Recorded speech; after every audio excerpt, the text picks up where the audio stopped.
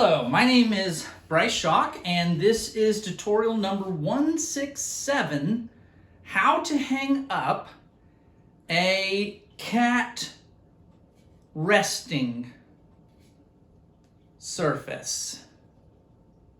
So we're going to take you through the steps that you're going to need. Now, first of all, you're going to need a yardstick. Not sure why they're called yardsticks when they're always pretty much generally kept inside the house, but you know, whatevs. I'm going to use this as a demonstration platform. It's a little crappy cardboard stuff, but it works real well for this. And all right, so first thing that you're going to need to do, you're going to take this yardstick and you're going to measure from one point to another point. Now this yardstick, as you can tell, is not long enough for this operation. So you can easily do it in by just feeling your way here. So that's 36 right here. And roughly 50 inches. Now, the second thing that you're going to need to do, so you write that down, 50 inches. The next thing that you're going to want to do is you're going to want to measure your cat resting surface. You're going to want to write whatever surface you're going to put up against the wall, you're going to want to measure its width. Now, for those of you, Holly, who are doing this with a slightly different surface, not with one that has holes here, but one that has 4 holes, here and here, here and here, you are going to want to measure from one hole to the next. So, from the 2 holes that are closest to the suction cups, you measure how far apart they are. So, there'll be a rope going through that hole, but you measure basically from the center of one hole to the center of the next hole. Doesn't have to be perfect. For this, we've got 13 inches. Okay, that's step number 2. Step number 3, what you're going to want to do is now take those 2 numbers. So I wrote down 50 inches for this surface, and then this I measured as 13 inches, okay? Because you want to get it centered, we're going to do a little math, okay? So 50 minus 13 is 37. All right, but so if I had it right here, that means there's 37 inches from there to there. Now, the thing is, we're not putting it on one end. We want it in the middle. So you divide that number that you just got, 50 minus 13 equals 37. 37 divided by 2 is equal to 18.5 inches, okay? Now, let's get to it. Write all those numbers down. First, 18.5 inches. You're going to measure from each end and make a mark, preferably with a pencil, for 18.5 inches. Now, you're making the mark roughly roughly an inch above this thing, window border. There should be a support beam right beneath, right here. So you do not want to go over an inch. I suggest anywhere from 1/2 inch to 3/4 of an inch. Anyway, so you will there. So I'm doing 18.5 inches. That's about right here. Make a mark right here. Now I'm going to come over to this side and do the exact same thing. Now you want it, both of those numbers, the marks, to be at the same height. So 18.5, put a mark here. If we were to put that now, if you just were to put this here, you would see that the mark here and the mark here line up perfectly with the edges. For you at home, Holly, who have holes in the middle, you'll see that the holes line up perfectly with the marks that you just made. Okay? Now,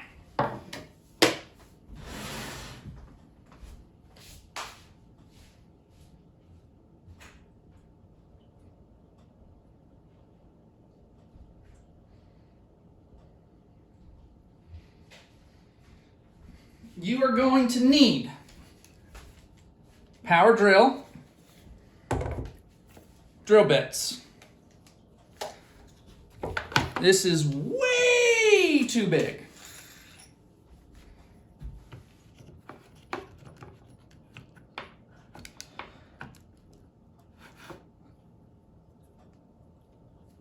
Now what you're going to do is you are going to try to find the drill bit that best matches your size. And I'm going to show you more or less how you would do that once I grab what I need.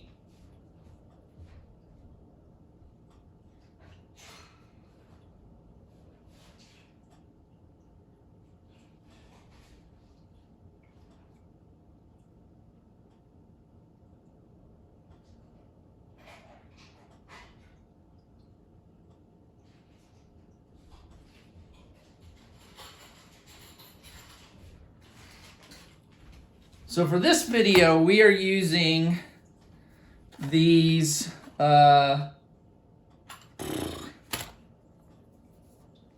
hangers.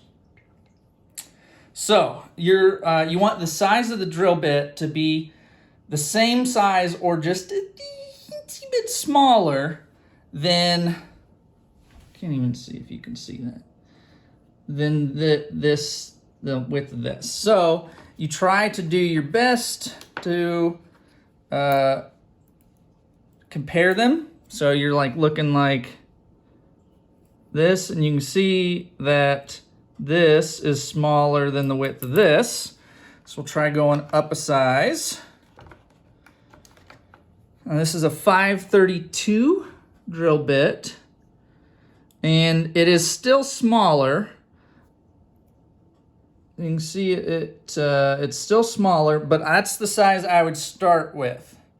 Start at a 532, drill a hole, and then if it's, so you're gonna drill holes where you just made marks. So you get your 532 drill bit. You screw it into the power drill. Make sure it tightens up.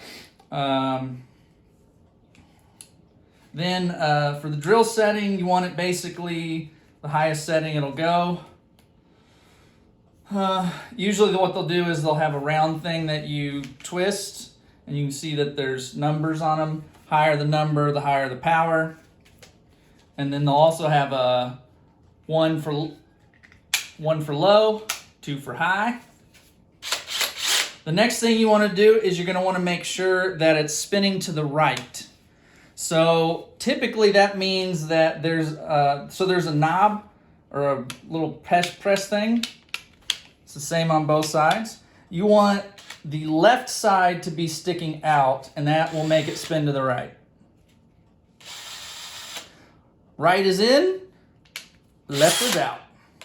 So you come here to the marks, and you're going to drill.